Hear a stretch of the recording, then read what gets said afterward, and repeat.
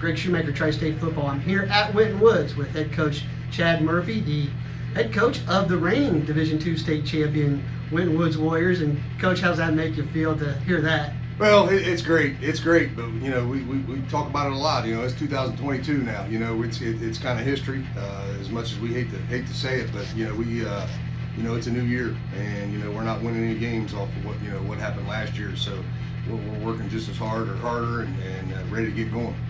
I want to ask you about the kids. I look at kids. I interviewed some of your guys that are returning, and they just seem to ooze with confidence right now. Can you tell us a little bit about their attitude and the way things is between this year, and it was last year at this time? Well, it's just such a big difference. Last year we had so much new, offense, defense, head coach, just so much new, and this year we've got obviously Jermaine and Cam and leading the charge in the offer category, and just a lot more attention obviously after winning the state championship, and the target on your back, so to speak, and it's real. So we've tried to remain as humble as possible, and just the work ethic has just been unmatched. I mean, it's amazing. Like we had a 7-on-7 last night. We didn't get back till 10 o'clock last night. We walk up there at 9 o'clock this morning for weights, and there's 75, 80 kids lined up ready to go, and they show up and we work. Defensively, I want to talk. It looks like you guys may be even better than you were last year. You got a lot of guys back that created a lot of takeaways or had a lot of takeaways, interceptions, fumble recoveries, or guys that are back that can do that. But with such a great core coming back, what does that allow you to do in the offseason that you weren't able to do last year? Well, it's only time will tell. We obviously feel pretty good about our defense. Obviously, with Coach Gray leading the charge over there, but we got some big shoes to fill. J-Ron Gibson's he's a different guy, man, and losing him, and so we use 7 Blue and some of those guys on the defensive side of the ball. We got some big shoes to fill, but we feel pretty good. Trying to figure out our personnel now, and create some depth and things like that. But schematically and things like that, we're ahead of the game. Obviously, as far as this time last year, learning brand new things last year. Whereas right now, we're trying to just move on and be able to add more to the packages. Offensively, you've got a new guy in the mix, Trey Cornish, the heck of a running back who's committed to Georgia Tech. And tell us a little bit about that side of the ball. What's it going to look like for you guys offensively? Well, just like last year, we ran the football, and this place, for 30 plus years, have pounded the rock, and with the triple option back in the day, and now we're doing some triple option type things, just out of the gun. We feel pretty good about being able to run the football with James Minor and obviously Trey Cornish. We've got a couple returners up front, Henry Johnson and Darian Fannin and Jalen Gooding. We feel pretty good about some of our returners up front, but running the football is going to be a focus for us, no doubt about it.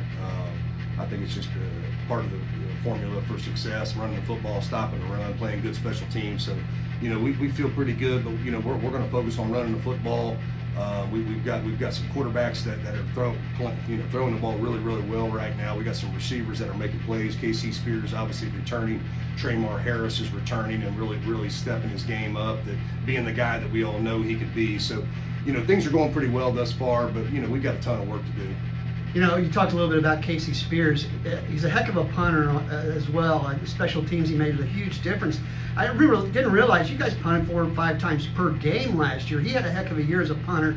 Talk about what he means to special teams. Yeah, he just, he's kind of our jack of all trades. I mean, he does it all, and just such a team player.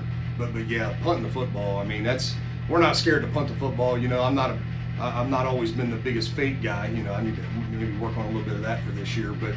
Because obviously with KC, the ball in KC's hands, punting the football, that's one of the reasons that he's there, because he's a threat to be able to do something with it other than punt. But some of his punts, and we directional punt, we try not to punt it down the middle of the field. We try to pin him on the side, that kind of thing. So, he's a weapon. And also, TJ Buckman, our snapper, is as good as they come. I don't know if there's a better one in the state as far as 2024.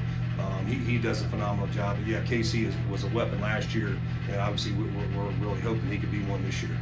I know you don't want to talk about last year, but I've been to a lot of state championship games, seen a lot of state championship games in the past 15 years, and I have never heard a team chant their coach's name after a state championship victory like your boys did here at Winton Woods last year. They're chanting Coach Murphy. And how did that make you feel? I mean, like I said, I've never seen that, and I thought it was cool. Yeah.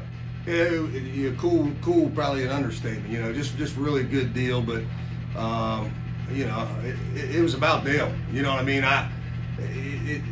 We love these dudes. We love our guys way more than just when they're here. We love them, man, and that was huge. It meant the world, but it meant the world because of the smiles on their faces. You know what I mean? It was just a special time. Doesn't happen very often.